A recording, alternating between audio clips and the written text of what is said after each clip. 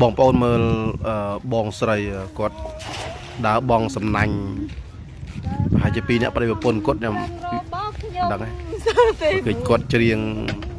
បដើបងសំណាញ់បណ្ដើប៉ុន្តែគាត់ដូចមានលឺមាត់មនុស្សប្រុសដែរមើលទៅដូចគាត់ដូចគាត់ថាសុបាយចិត្តពេកហ៎បាទគាត់សុបាយចិត្តដូចមិនសូវកាត់ទុកអីសោះ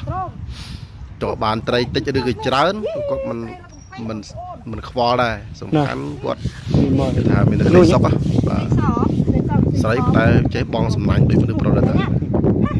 ធម្មតាទេគាត់សុបាយចិត្តខ្លាំងណាស់បានត្រីជប់សំណាញ់ណាសត្វត្រីជវាលេងហ្នឹងណាលេងអើយនេះបងបាទ